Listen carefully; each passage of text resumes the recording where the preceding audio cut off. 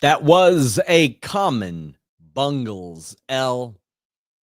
What's up, you guys? Sean Ross Sapp. This is Common Bungles L, the new name for this Bengals podcast, as the Cincinnati Bengals lose again. Drop to 3-7. They are 1-7 since Joe Burrow's injury. 1-7 without Joe Burrow starting.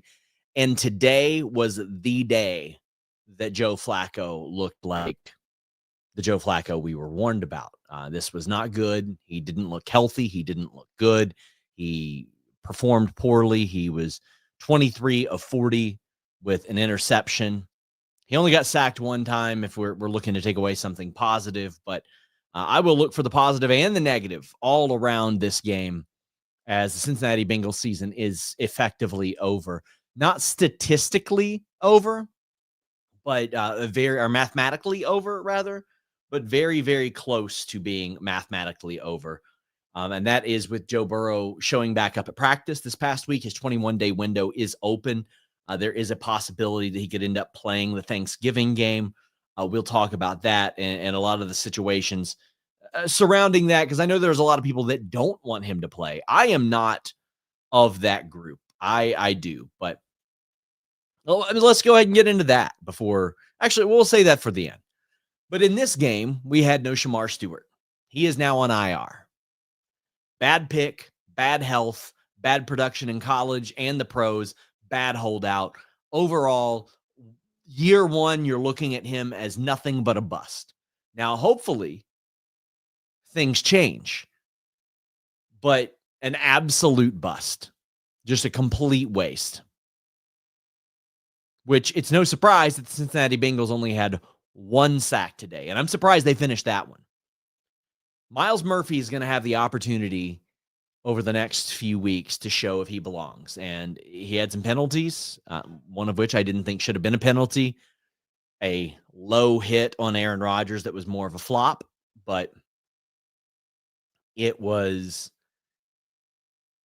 not something that instilled a lot of fear in Mason Rudolph or Aaron Rodgers. Now, he disrupted a couple plays. He had a couple pressures, but pressures don't mean anything when the quarterbacks know that you're not going to finish the play. That's it. I said that about Shemar Stewart earlier this season as well. I don't understand why people were like, oh my God, he's a disruptor. He creates chaos. No, he doesn't. Not with a guy like Aaron Rodgers who knows that it's not going to finish him. Whatever. Trey Hendrickson also out. Got to have a conversation about Trey Hendrickson, right? Like this was the year for him to go out and say, no, I am still good. I'm not going to be less good. And by the way, this amount of money is what I'm worth. While the Bengals were hesitant about that, and everybody, including myself, absolutely tore them one for that. Trey Hendrickson has missed a lot of time this season. And then when he's been in, his production's been about half. It has been so bad that I have thought, I wonder how healthy Sam Hubbard is. And Sam Hubbard was real bad last year. The Bengals have no pass rush to speak of. And that might be okay if they could stop the run. But they can't stop the run. They couldn't stop Aaron Rodgers from running 8 yards and getting a first down during this game. They gave up 6.2 to Jaylen Warren. Kenneth Gainwell was like at 2.7, but a lot of those were short yardage and all that. And Kenneth Gainwell was not in there to pick up big yardage on the ground. He was catching 7 receptions for 81 yards.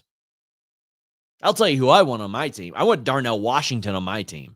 That guy is a tank, man. Good Lord Almighty. Darnell Washington, forget that. I want him to get WWE ID'd right now. Like, I'm ready for AEW to sign him. This dude is a monster.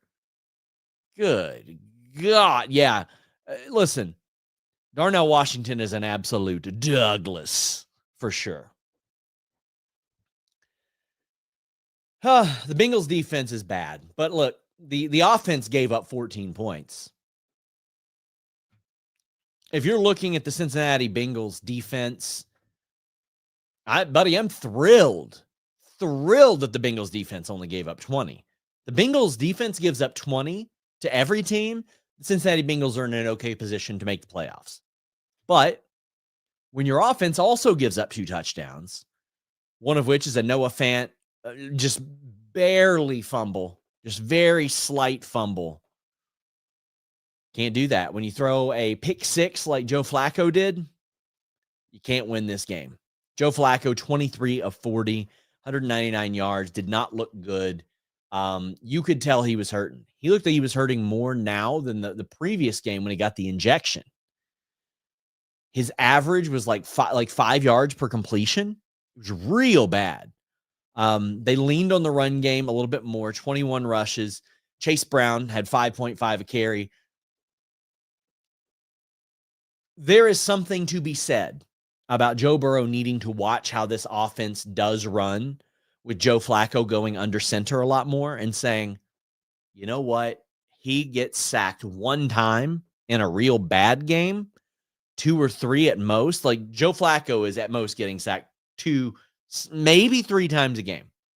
There were times when we prayed for Joe Burrow to get sacked only 3 times a game. We prayed for a life where the Bengals would average 4.8 a carry on the ground. And that is because the offensive line is able to step up and do their jobs as a result of Joe Flacco going under center a lot more. And as a result of going under center a lot more, opening up lanes for Chase Brown and Chase Brown doing well. Chase Brown has had a complete turnaround season. Chase Brown has shut me up since the first couple of weeks of the season. And let me tell you, it wasn't just the line the first couple of weeks for Chase Brown, like because Samaje Perine was doing well. But this loss was everything. It was the defense not being able to get common sense stops when you know what's coming. If I know what's coming, they should know what's coming. It's the offense not really getting things moving. I think it's Joe Flacco. I think he's playing in pain. These underneath passes, a lot of check downs to Chase Brown because Chase Brown had 99 yards, on the ground, and then it was targeted 8 times. Second most of anybody on the team.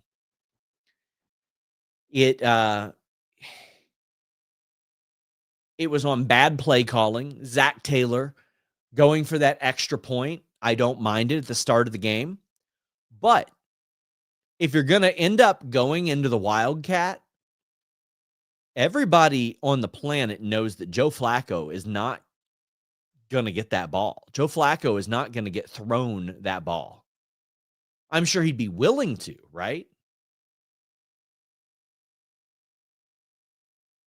But when you line up in the Wildcat like that, go ahead and put Browning in. I've been saying this often. Like, listen, if it's tush push territory or if it's 2-point conversion territory, go ahead and put Jake Browning in. I feel more comfortable with him there.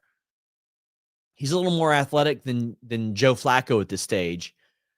I don't know. I also don't know why it is that Zach Taylor will not hand the ball to Taj Brooks. He had 1 carry for 5 yards. It is when Taj Brooks is in the game, it is a giant red flag. This guy ain't getting the ball. Don't even bother with him. He's just going to block somebody. Kendall Milton got more carries than Taj Brooks. He only got 2, and he didn't do much with them. Well, what is, and you need to see what Taj Brooks can do at this point, because after next year, Chase Brown's contract is up. He's eligible for extension and everything, but what are you going to pay a running back when you have all these other people to pay on defense? I don't think so. Just really weird. The play calling, these screen passes on early downs and the throws behind the line of scrimmage can be okay. But, it just really highlighted very early that Joe Flacco was not feeling good. I was a big proponent of Njong Meta ever since last year, an absolute Douglas that made the team as an undrafted free agent. Now, I just want to do the math here, guys. He made the team as an undrafted free agent last year. It was one of the worst defenses the Bengals have ever had last year. They drafted 2 linebackers.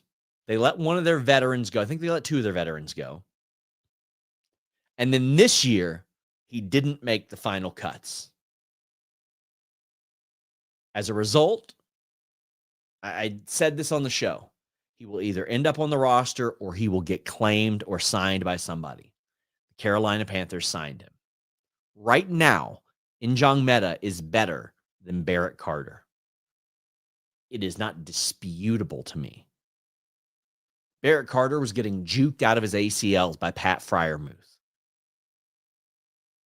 It was abysmal. The defense only gave up 20 points today, and there was still nothing that made me feel any different about this being the worst defense of NFL history. Now, that being said, there are also multiple games this year where I would pray for the Bengals to force 3 straight punts. It's just those 3 straight punts that they forced were the only punts that they got in the game. And they couldn't capitalize. Bengals scored 6 points in the first half. 6 points in the second half. What are you going to do at that point? You score a touchdown on the first drive and then not at all? It's a waste. It's an absolute waste. I also want to talk about the Bengals defense collapsing in the most predictable situations, right? It always happens. The Bengals can't play at a high pace, especially at the end of halves and at the end of the game.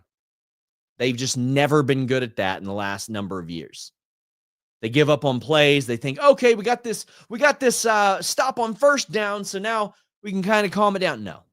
On the most predictable plays you've ever seen, the Cincinnati Bengals cannot stop a tight end over the middle. It just never happens. Allowing Rodgers to run for 8 yards for a first down in your own territory is just next level embarrassing. I do want to talk about some of the weak-ass penalties. Now, I want to make this clear. The Bengals were not disciplined today. They were bad. They were bad. Usually they're pretty disciplined as far as penalties go, right? But today, 8 for 67 yards is what I see. 8 for 67 yards. And the Steelers had quite a few towards the end of the game. But there were some that really affected the tempo of this game. Like the Steelers getting gifted that first down, you go, okay. Even though everybody with eyes, sorry I punched the mic, everybody with eyes saw that was not a first down. Doesn't matter. The Bengals got the stop. Good for them. Kendall Milton had the first down. They didn't give it to him. I will say there was a Myles Murphy roughing the passer that I initially didn't think was a roughing the passer, but listen, dude clocked Aaron Rodgers in the head. That's that. Or no, I think it was somebody else, but I think the Myles Murphy one came on a low hit where you could tell Aaron Rodgers just felt a light touch up against his leg and collapsed. Well, all right. Okay. Listen, man, the Bengals are bad enough. We don't need the refs working against us, but no amount of of bad calls that the refs made. It was Osai that hit the head of Rodgers. Thank you, Charles. There's no amount of bad calls that make up this 22-point ass whooping that happened. When the Bengals can't stop a 3rd and 17, knowing it's going over the middle to a tight end, not going to do much. Not going to do much. Bad play calling, bad offense, bad defense. All of it. All of it. There were punches thrown in this game. Jamar Chase with a successful rage bait on Jalen Ramsey. That was funny. Listen, if I'm Jalen Ramsey, I feel pretty good about how I did during that game. Not to the point to where I need to throw punches or anything. That's just I mean, it didn't cost his team, but like, man, Jamar Chase was targeted 10 times and only caught the ball 3 times for 30 yards. If you're Jalen Ramsey, the work speaks for itself. Now, he played safety today, but if you're the Steelers, why are you getting so worked up that you end up throwing a punch? Ramsey bit on that really hard. That's about the biggest win we had today. If I'm Jalen Ramsey, I say scoreboard stat sheet. 3 for 10. And because, and not only that, as Charles points out, Ramsey got put to safety because of Chase, because Chase dominated him in the past. Damn. If you would have told me the Bengals would have held the Steelers' offense to 20 points, I would have thought the Bengals won the game.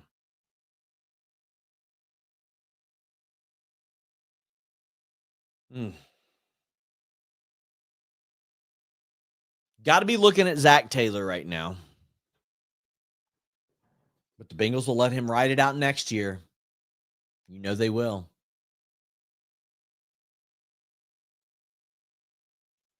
Zach Taylor, 3-7 right now with the Bengals. 9-8 the previous 2 years.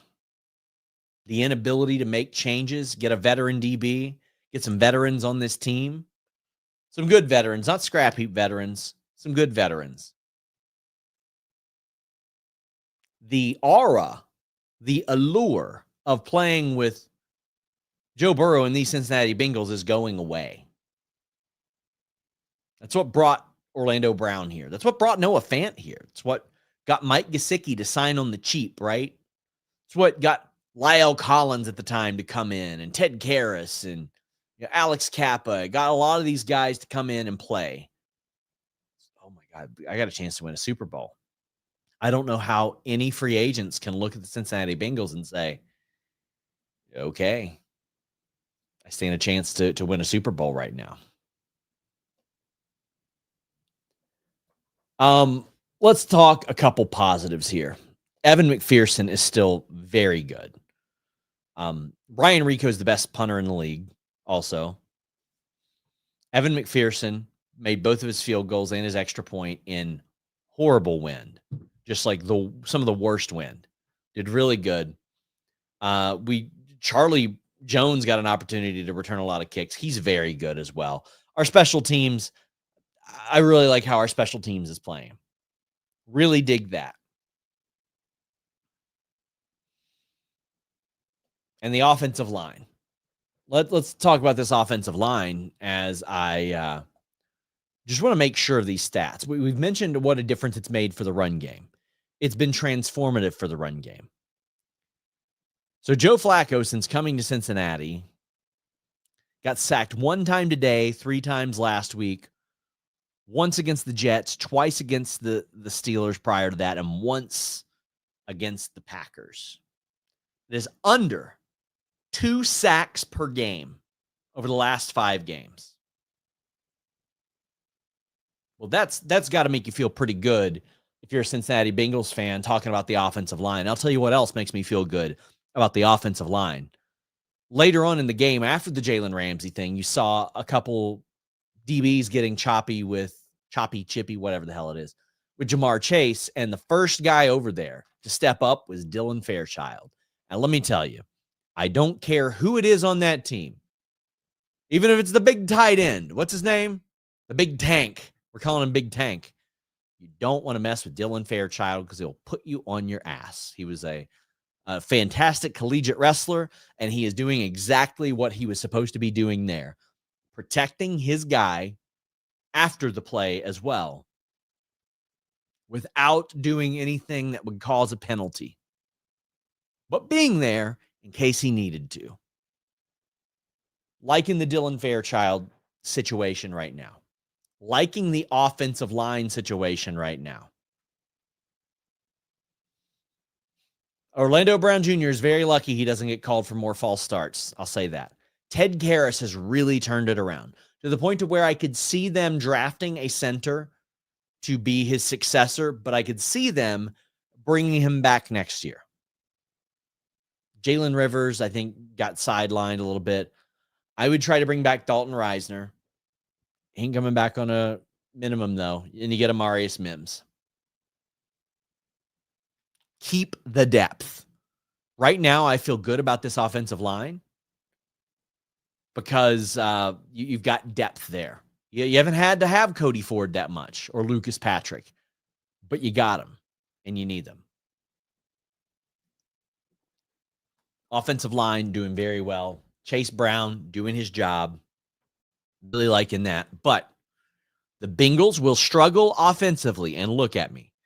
The Bengals will struggle offensively if they only give Chase Brown the ball. I cannot stress that enough. You become two-dimensional, or one-dimensional rather. You become one-dimensional when these things happen. When one, you only go out of shotgun, and two, if you only hand the ball to Chase Brown, you have got to get Taj Brooks worked in there.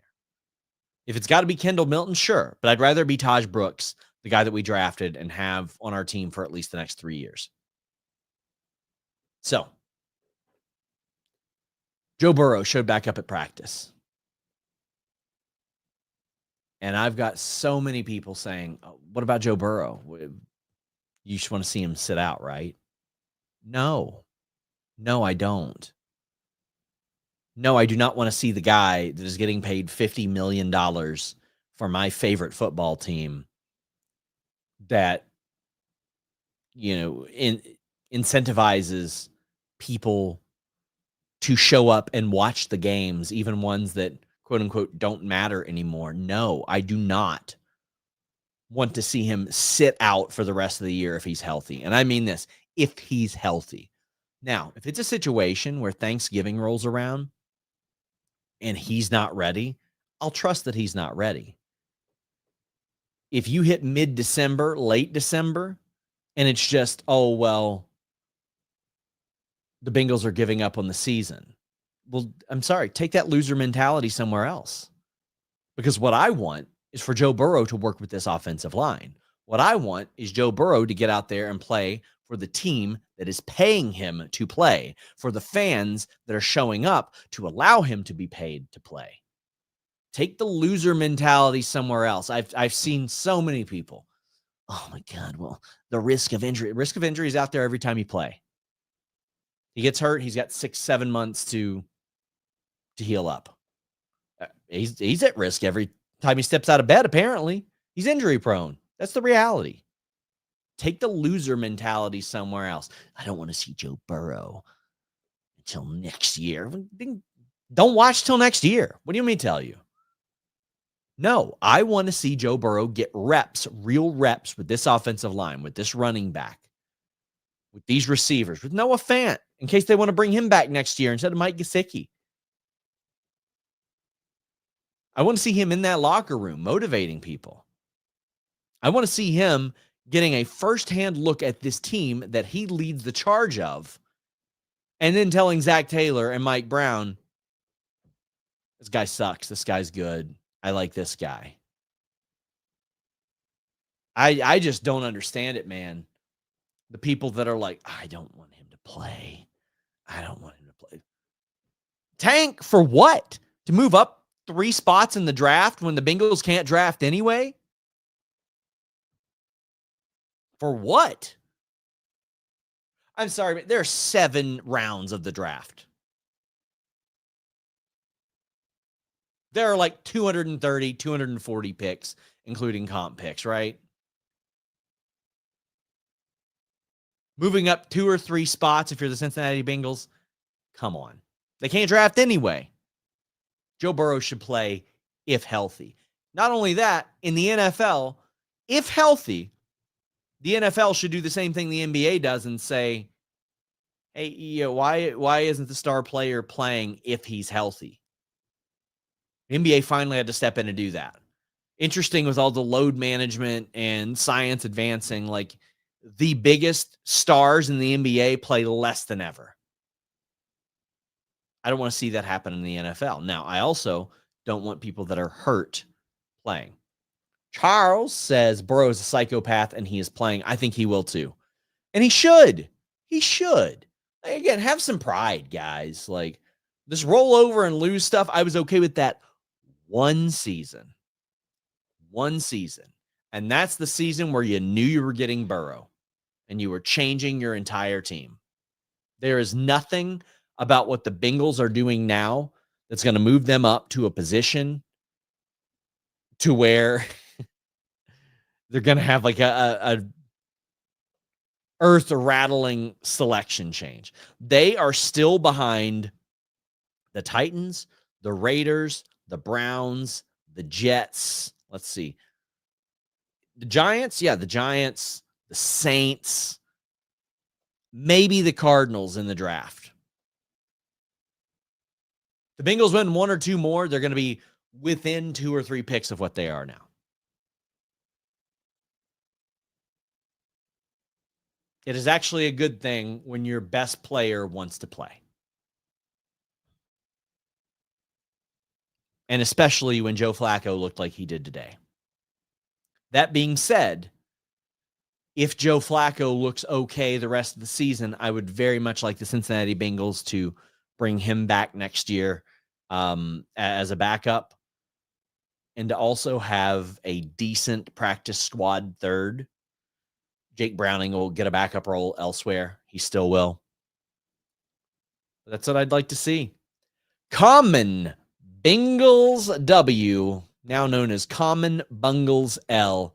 I am back here next week to talk the New England Patriots against the Cincinnati Bengals. It's going to be an ass whooping, boys.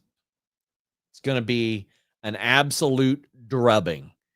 It's going to be abusive. It's going to be traumatic. It is going to be probably one of the worst ass kickings the Cincinnati Bengals get all year. And then I'm back on Thanksgiving because, there's nothing more that I love more after spending Thanksgiving with my family and before going to like one of 2 trips I'm going on this year for wrestling to sandwich in a big fat Common Bungles L right in there. You can follow me on Twitter at Common Bengals W. I am on YouTube also. Check out the videos tab. A lot of you know me from Fightful, my wrestling day job. I've done stuff with like Baron Corbin, Johnny Gargano, Tommaso Ciampa, Lord Crew, who is AKA Crew Day. A lot of people like that. I've got a bunch of shorts up there. Every time I go to a game, I get a bunch of shorts. Ah, man. I want to thank you all for joining me. Common Bungles L. We're out.